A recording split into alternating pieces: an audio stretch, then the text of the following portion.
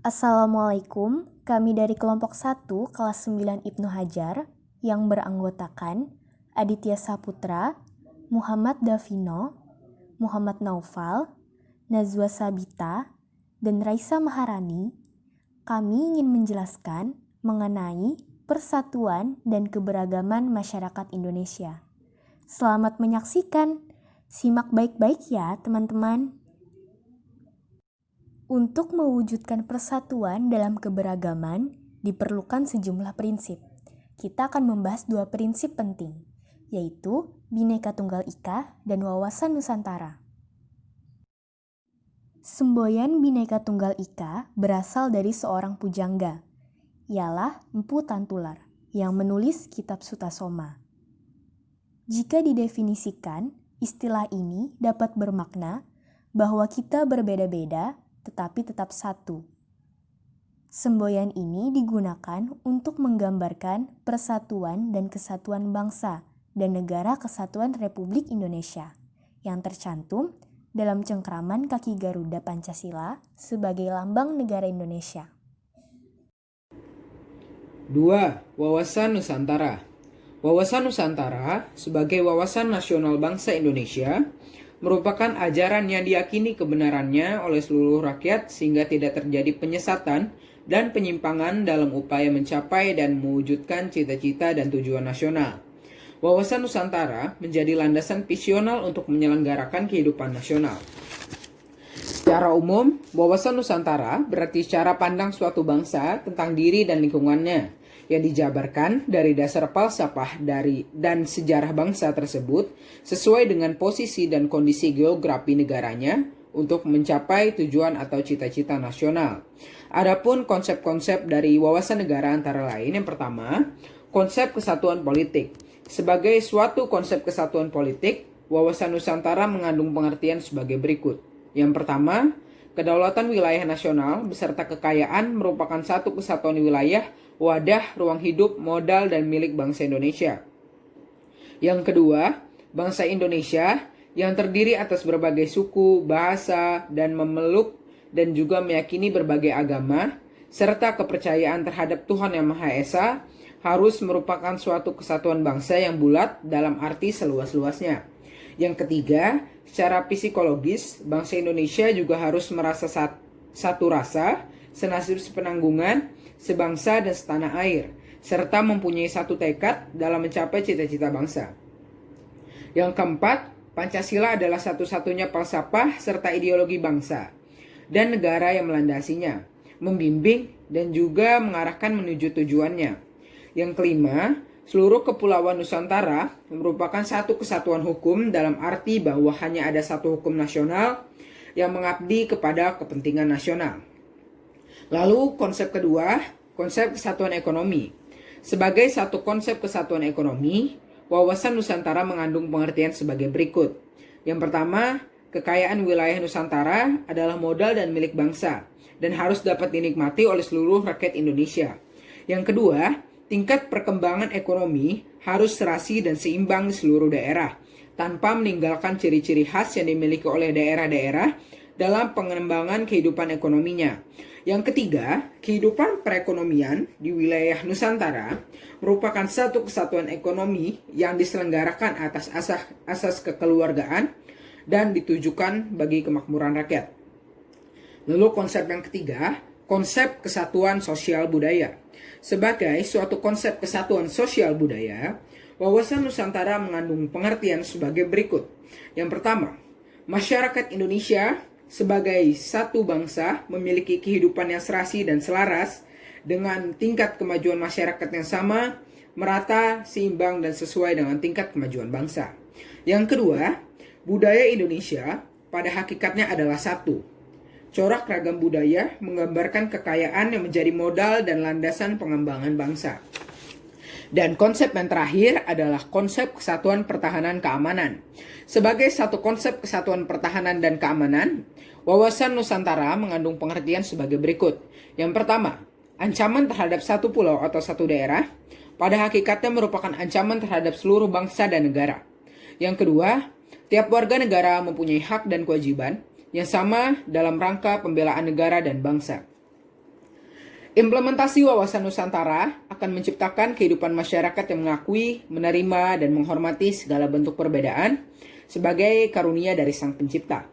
Selain itu, implementasi wawasan Nusantara juga menciptakan kehidupan yang rukun dan bersatu tanpa membeda-bedakan suku, asal daerah, agama, kepercayaan, serta golongan dan status sosial. B. Permasalahan keberagaman dalam masyarakat Indonesia. 1. Bentuk keberagaman masyarakat Indonesia. Telah kita ketahui bersama bahwa Indonesia merupakan negara kepulauan yang sebagian besar wilayahnya dihuni oleh berbagai etnis dengan adat istiadat yang berbeda. Perbedaan yang ada di Indonesia mencakup berbagai bidang, tidak hanya dapat dilihat dari perbedaan secara fisik manusia atau ras, tetapi mencakup juga perbedaan suku bangsa, agama, dan kepercayaannya. Mari kita pelajari kembali keberagaman yang terdapat di Indonesia. A. Suku bangsa. Indonesia memiliki beragam suku bangsa. Diperkirakan terdapat lebih dari 300 suku bangsa yang mendiami wilayah Indonesia. Setiap suku sudah tentu memiliki tata kehidupan, adat istiadat, bahasa, dan budaya yang berbeda. Setiap suku memiliki kekhasan sendiri. Perbedaan dan keragaman inilah yang menyumbang keragaman kehidupan berbangsa. B. Agama. Indonesia terletak pada posisi silang, yaitu secara geografis terletak antara dua samudra dan dua benua. Posisi silang Indonesia memiliki pengaruh terhadap keragaman masyarakat dan budaya di Indonesia, termasuk kepercayaan dan agama yang terdapat di Indonesia. Para pelaut dan pedagang turut singgah ke Indonesia dalam rangka menuju Indonesia atau melewati Indonesia menuju tempat lain. Mereka yang singgah di Indonesia turut membawa agama dan kepercayaan mereka. Akibatnya adalah penduduk Indonesia menerima agama dan kepercayaan yang dibawa oleh para pelaut dan saudagar tersebut. Melalui aktivitas ini, penduduk Indonesia mengenal berbagai agama dan kepercayaan. Pemerintah Indonesia mengakui 6 agama, yaitu Islam, Katolik, Kristen, Hindu, Buddha, dan Konghucu. Selain itu, Indonesia juga mengakui adanya aliran kepercayaan beragam agama yang terdapat di Indonesia berbaur dalam kehidupan berbangsa dan bernegara. Para penganutnya mengutamakan sikap toleransi agar selalu tercipta kehidupan yang rukun dan damai. C. Ras. Ras merupakan kelompok manusia yang memiliki ciri-ciri fisik bawaan yang sama. Di Indonesia, terdapat berbagai ras sehingga terdapat perbedaan bentuk fisik seperti warna kulit, postur tubuh, dan jenis rambut. Jika kita melihat sejarah asal-usulnya, keragaman ras di Indonesia tidak hanya disebabkan aktivitas pelayaran dan eksplorasi berbagai kelompok manusia Indonesia masa lalu, tetapi juga disebabkan perdagangan dengan berbagai suku bangsa. Kedua, masalah yang muncul dalam keberagaman masyarakat Indonesia. Masalah yang dapat muncul dalam keberagaman masyarakat Indonesia adalah konflik. Dalam Kamus Besar Bahasa Indonesia, konflik didefinisikan sebagai percekcokan, perselisihan, atau pertentangan. Oleh karena itu, secara sederhana, konflik merujuk pada adanya dua hal atau lebih yang berseberangan, tidak selaras, dan bertentangan. A. Penyebab konflik dalam masyarakat Indonesia. Yang pertama, faktor penyebab konflik. Suarjono Soekanto mengemukakan 4 faktor yang dapat menyebabkan terjadinya konflik dalam masyarakat. Yang pertama, perbedaan antar individu. Kita semua memiliki pendirian dan perasaan yang berbeda-beda. Perbedaan ini dapat menjadi faktor penyebab konflik.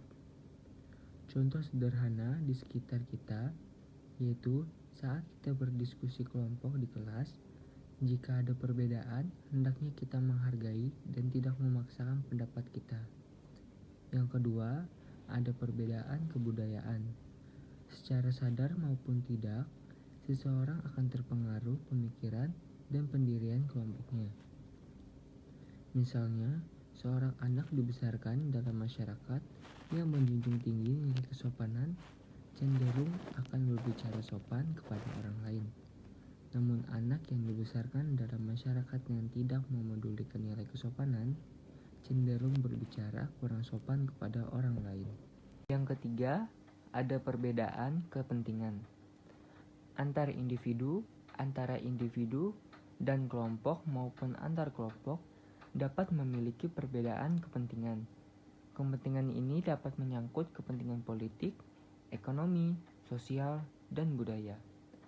Misalnya, sebuah hutan di suatu wilayah bagi kelompok pengusaha berdasarkan kepentingan bisnis, pohon-pohon dapat dipotong dan dijual sehingga mendapatkan keuntungan dan juga membuka lowongan pekerjaan.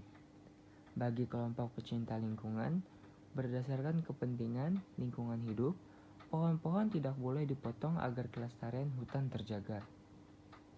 Yang keempat, ada perubahan sosial.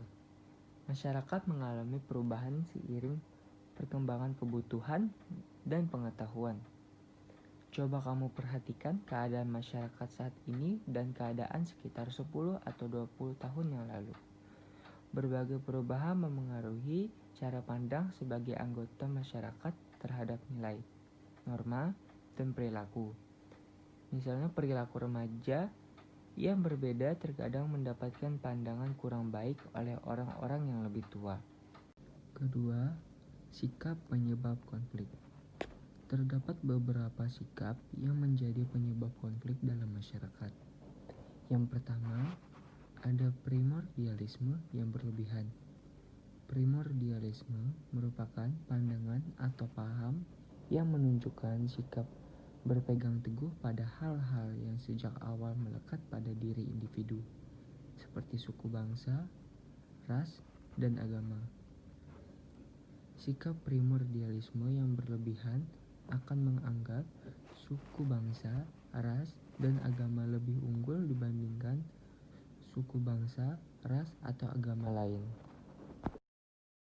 Surjono Sukanto menyebutkan 5 bentuk khusus konflik atau pertentangan yang terjadi dalam masyarakat.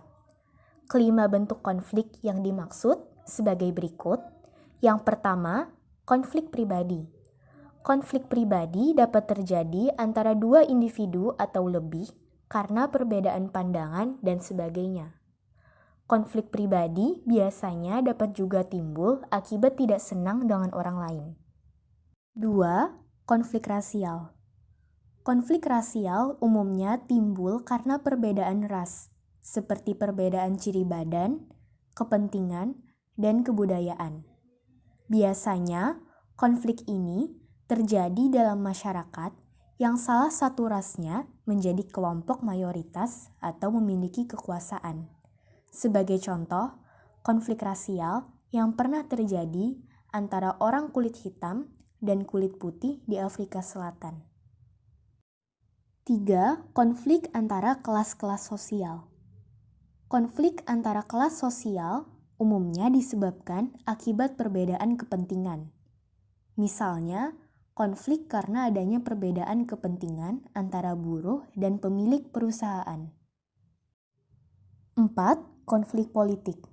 Konflik politik terjadi karena adanya perbedaan kepentingan atau tujuan politis seseorang atau kelompok. Contohnya adalah konflik antar partai politik dalam sebuah negara. 5. Konflik internasional. Konflik internasional umumnya terjadi akibat perbedaan kepentingan yang kemudian berpengaruh pada kedaulatan negara. Misalnya, konflik antar negara mengenai suatu wilayah eksplorasi gas alam di daerah perbatasan. Akibat yang dapat ditimbulkan oleh terjadinya konflik antara lain sebagai berikut. Pertama, perpecahan dalam masyarakat. Suatu masyarakat yang mengalami konflik hingga terjadi kekerasan fisik dan kerusakan harta benda akan sulit bersatu. Kecurigaan terhadap kelompok lain atau anggota masyarakat lain dapat terus terjadi. Akibatnya adalah masyarakat dapat terpecah. 2. Kerugian harta benda dan korban manusia. Konflik dapat berkembang menjadi kekerasan fisik. Oleh karena itu, dapat terjadi kerusakan pada fasilitas umum, kerusakan harta benda, kerugian harta benda, hingga terjadi luka fisik bahkan korban manusia. 3. Kehancuran nilai-nilai dan norma yang ada. Konflik yang terjadi pada suatu masyarakat dapat merusak bahkan menghancurkan nilai-nilai dan norma yang ada. Para anggota masyarakat yang sebelumnya saling percaya satu sama lain, misalnya setelah terjadinya konflik, dapat saling tidak percaya, bahkan membenci satu sama lain. Para anggota masyarakat yang sebelumnya saling menghargai dan menolong satu sama lain, setelah terjadinya konflik, dapat saling bersikap kasar. 4. Perubahan kepribadian. Ketika terjadi konflik, anggota masyarakat dapat mengalami trauma. Dapat terjadi perubahan pada pribadi anggota masyarakat. Sikap kekhawatiran, ketakutan, dan kecurigaan dapat berkembang pada anggota masyarakat. 5. Dominasi. Konflik yang terjadi pada suatu masyarakat dapat menciptakan pihak yang menang dan pihak yang kalah. Pihak yang menang dapat saja mendominasi pihak yang kalah, bahkan dapat menindas pihak yang kalah. C. Upaya menyelesaikan masalah yang muncul dalam keberagaman masyarakat Indonesia. Sejumlah upaya menyelesaikan masalah tersebut antara lain sebagai berikut. 1. Memberikan jaminan perlindungan hak-hak setiap warga negara. Hak setiap warga negara yang terkait dengan keragaman dijamin dalam perundang-undangan antara lain sebagai berikut. Salah satunya B. Pasal 28 UUD NRI tahun 1945, yaitu ayat 2. Setiap orang berhak atas kebebasan meyakini kepercayaan, menyatakan pikiran dan sikap sesuai dengan hati nuraninya. Jika tidak ditanggapi secara positif, keberagaman dapat munculkan berbagai permasalahan.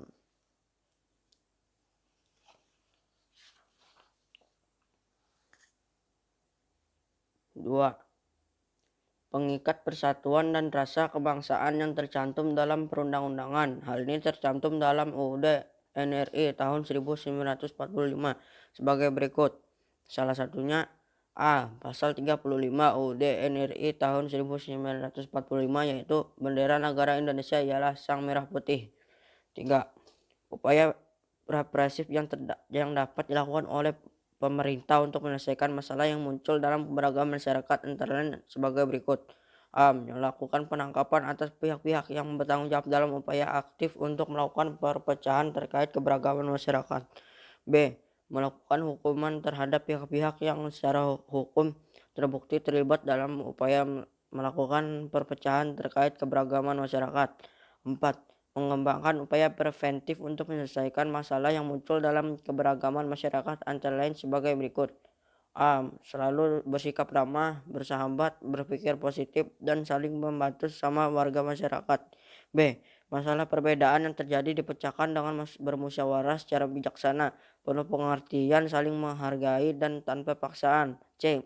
Antar anggota masyarakat dan antar kelompok dalam masyarakat melakukan kerjasama. D. Warga negara belajar berkomunikasi secara efektif dan berdiskusi mengenai perbedaan yang ada sehingga tercipta situasi yang saling memahami. Selain beberapa upaya menyelesaikan masalah keberagaman, hal paling penting untuk menyupayakan permasalahan keberagaman adalah sikap untuk saling menghargai, menghormati keberagaman yang ada dan telah ada sejak bangsa Indonesia belum merdeka. Seperti saling menghormati mereka yang berbeda daerah dengan kita, bergaul dengan siapa saja tanpa memandang suku, budaya, agama, dan golongan. Sekian dari kami mohon maaf apabila ada kesalahan.